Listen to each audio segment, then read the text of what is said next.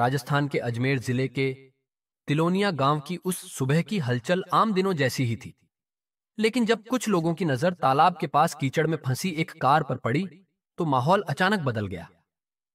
गांव वालों को समझ नहीं आया कि यह कार वहां कैसे पहुंची। जब वे पास गए, तो उन्होंने देखा कि कार में कोई नहीं था। यह नजारा किसी अनहोनी की ओर इशारा कर रहा था। गांव वालों ने कार को बाहर निकालने की कोशिश की, लेकिन कीचड़ में फंसी कार हिल नहीं रही थी। फिर एक ट्रैक्टर मंगवाया गया और काफी मशक्कत के बाद जब कार बाहर आई, तो उसके शीशों पर खून के धब्बे नजर आए। ये देखकर सब सन्न रह गए।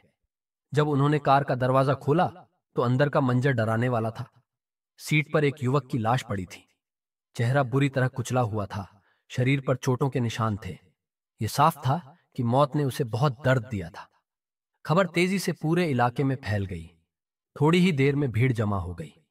पुलिस को बुलाया गया, जिसने शव की पहचान करने की कोशिश की। पहचान मुश्किल थी, लेकिन गांव के एक व्यक्ति ने शव को देखते ही पहचान लिया।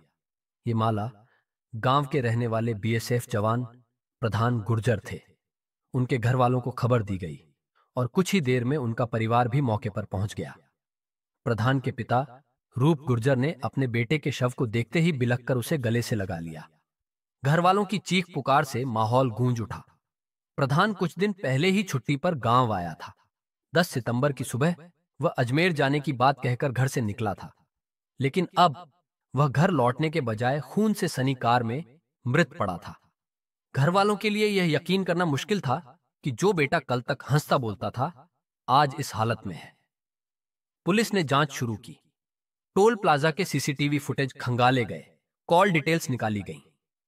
पता चला कि प्रधान गुर्जर अपने छोटे भाइयों से मिलने अजमेर की जिंद डिफेंस एकेडमी गया था, लेकिन वहां से लौटते समय उसके साथ 2 और लोग थे। एकेडमी के डायरेक्टर ने बताया कि प्रधान अपने भतीजे जीतू और 2 अनजान लड़कों के साथ रात 8:30 पर निकला था।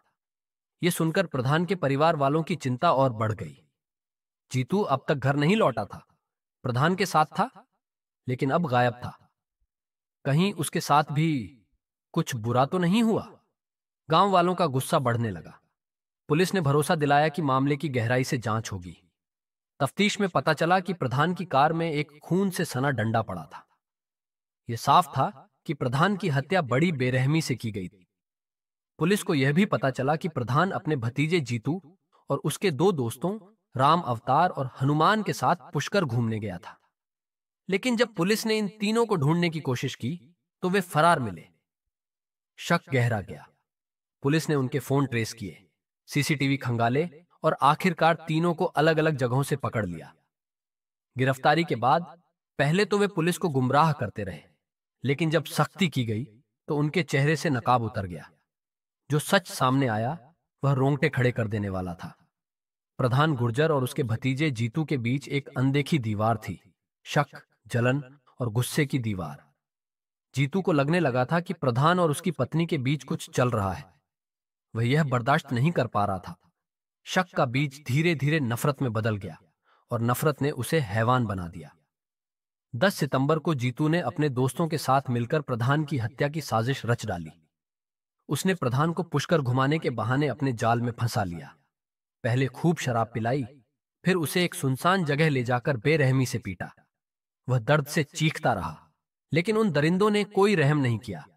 उसके कपड़े उतारकर उसे बेइज्जत किया गया, फिर गला दबाकर उसकी जान ले ली। हत्या के बाद वे शव को ठिकाने लगाने निकले, लेकिन जब तिलोनिया पहुंचे तो कार कीचड़ में फंस गई। घबराहट में वे शव और कार वहीं छोड़कर फरार हो गए। उन्हें लगा था कि कोई उन्हें पकड़ नहीं पाएगा, लेकिन उनकी कायरता ज्यादा देर तक छिपी नहीं रह सकी। पुलिस ने तीनों को कोर्ट में पेश किया। गांव के लोग इंसाफ की मांग कर रहे थे।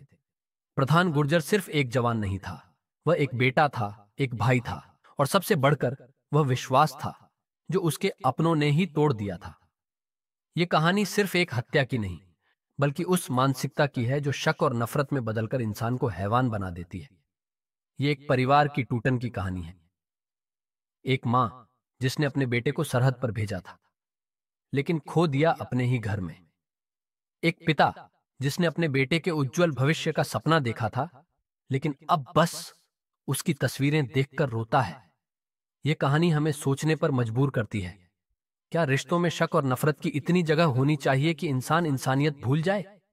क्या किसी की मौत किसी समस्या का हल हो सकती है? समाज को इस सवाल का जवाब जरूर खोजना होगा।